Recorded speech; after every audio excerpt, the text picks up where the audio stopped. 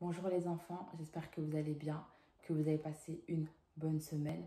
Comme Nicole l'avait précisé dans sa vidéo précédente, ça a été une semaine où il a fait moins chaud.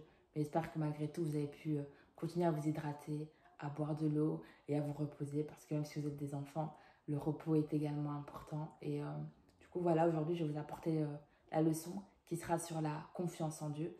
Mais avant de vous parler de la leçon, on va faire quelques chants ensemble, si vous le voulez bien. Et après ces chants, je vous parlerai du coup de la confiance en Dieu. Donc on se rejoint tout de suite pour la louange et on se dit à tantôt pour la leçon. Donc voilà, passez un moment béni.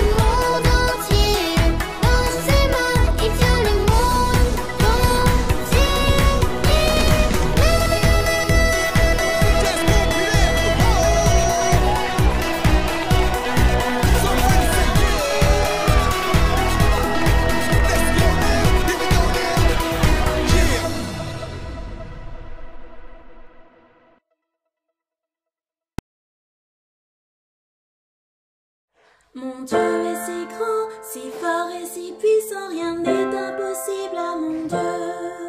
Mon Dieu est si grand, si fort et si puissant, rien n'est impossible à mon Dieu. Les noms sont à lui, les mers sont à lui, les cieux sont sa création. Mon Dieu est si grand, si fort et si puissant, rien n'est impossible à mon Dieu. Mon Dieu est si bon, si tendre et si aimant, rien n'est comparable à mon Dieu.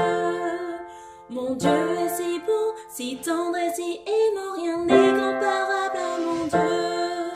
Il m'a tant aimé, il m'a tout donné, je veux le remercier. Mon Dieu est si bon, si tendre et si aimant, rien n'est comparable à mon Dieu.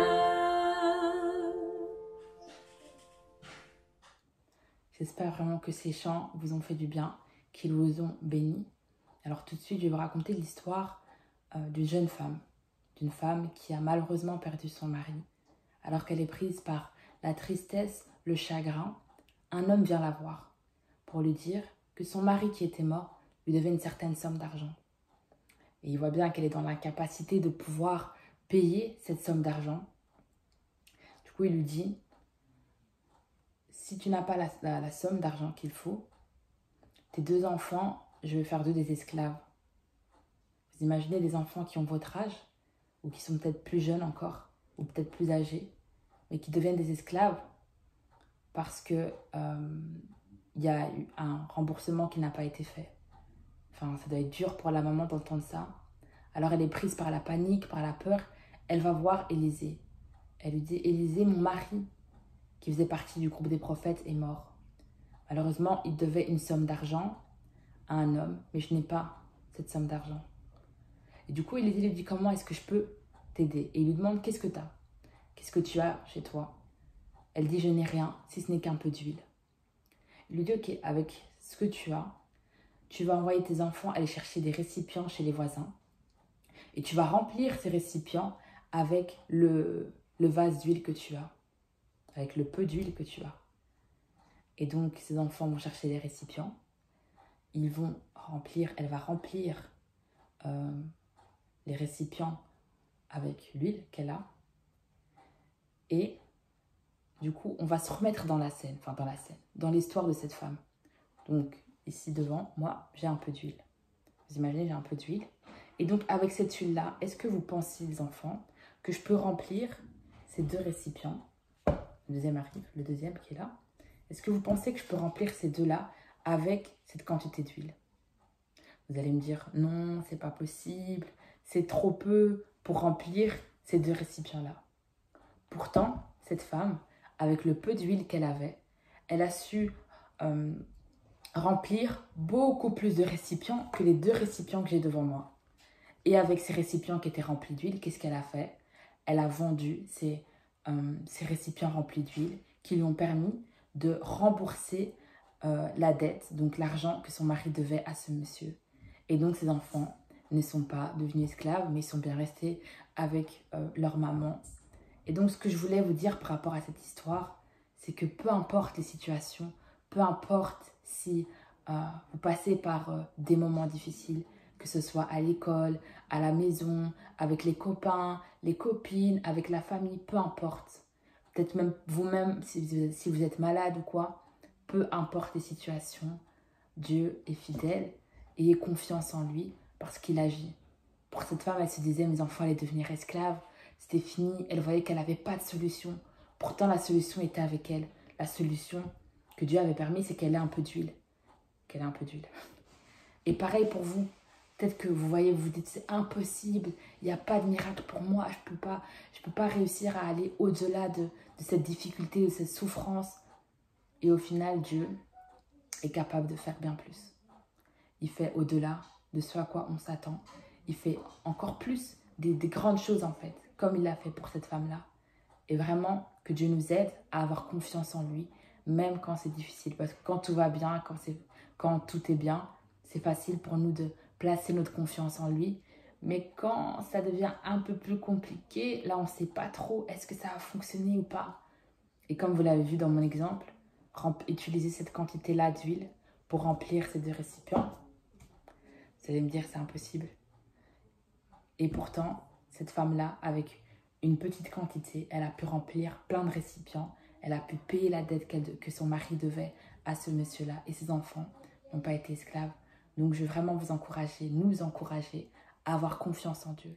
Du coup, la référence biblique, c'est 2 Rois, chapitre 4, versets 1 à 7. Pour les plus grands, si jamais vous voulez retrouver l'histoire, c'est dans la Bible. Et donc, voilà, on va finir par la prière. Si vous le voulez bien, les enfants, on va terminer par la prière. Donc, on va fermer nos yeux et on va prier ensemble. Seigneur, je te prie pour chaque enfant, que tu puisses vraiment les garder, que tu puisses les bénir. Je te prie, Seigneur, de nous aider, même dans les moments les plus difficiles, dans les moments où on a un peu plus peur, où on se dit, on ne sait pas si on va réussir ou pas, on ne sait pas si ça va aller ou pas, on ne sait pas si on va pouvoir tenir bon.